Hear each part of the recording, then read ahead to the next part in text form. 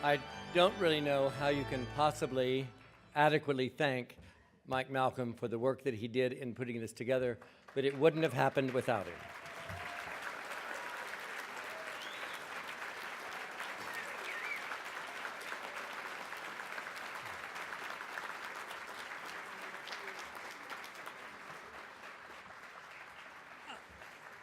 Our final speaker this evening is certainly no stranger to those of us at Holy Family Cathedral. He has been part of our life for 20 delightful years. He has just returned from the eternal city of Rome, where it was his privilege, I believe he would say, to be present for the canonization of the Pope that ordained him a bishop in Rome these 20 years ago. So, while Bishop Slattery left us to go to Rome for the canonization as simply Bishop Slattery, he returns to us after the canonization of John Paul II as a very venerable third-class relic. Bishop Slattery.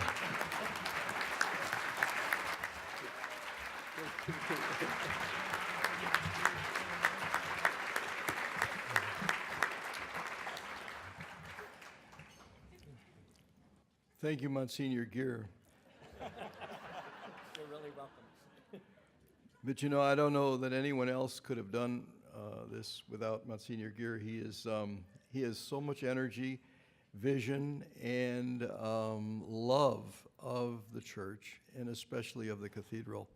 So, Monsignor, before anything else, I want to thank you.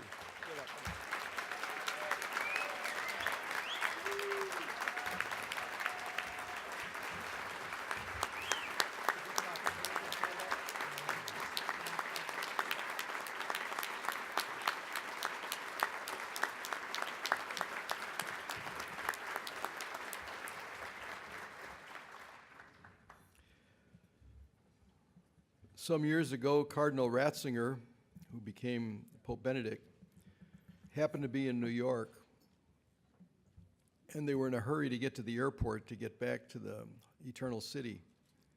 And as the story goes, and I believe it's true because I've heard it from several sources, Cardinal Ratzinger stopped in the middle of Times Square and just stood there, and the people who were escorting him back to the airport were kind of pushing him forward because they were afraid of being too late for the plane. And the cardinal just stood there and watched. And then he watched some more. And then finally he got in the car. Later, several days later, someone asked him, "What were you doing? Why did you stop in Times Square when we were in such a hurry? What was the purpose of all that?" And he said, "I just wanted to look around and see all these people walking back and forth, and they weren't fighting.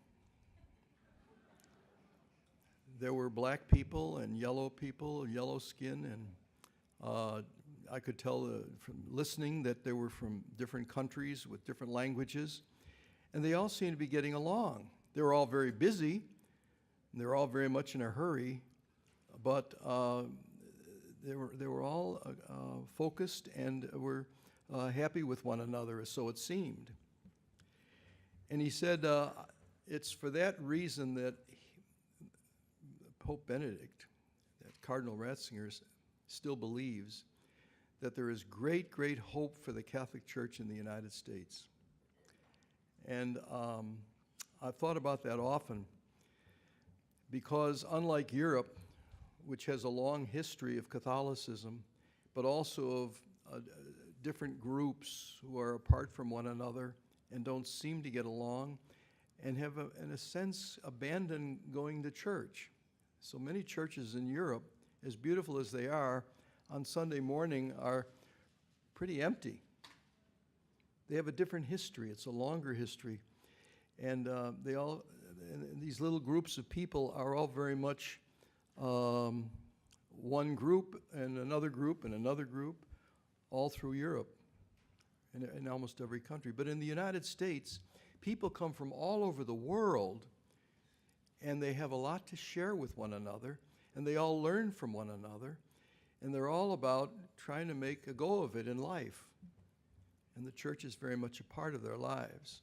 And so we have in the United States now people coming from the Orient who are Catholic, people from Africa who are Catholic, people from South America who are Catholic. So the European origin of this country is shrinking by proportion.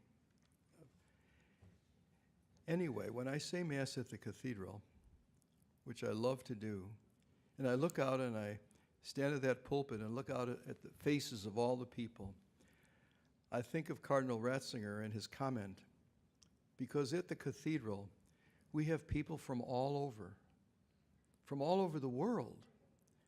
If not born somewhere else, at least their parents were from some other part of the world. But we have rich and poor, young and old, different nationalities, different races, and they all love one another. They all feel like brothers and sisters, and what unites them is the celebration of Mass in a very, very beautiful place, a place that is conducive to prayer, a place that has a history, 100 years.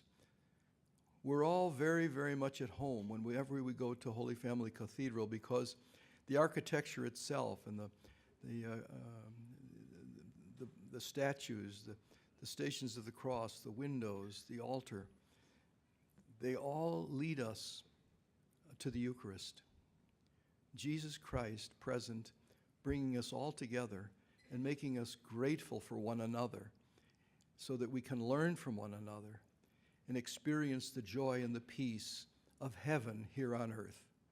So thank you, Monsignor Gier, and thank you to all the priests and bishops who are now in heaven, who have made Holy Family Cathedral what it is, a holy, holy place.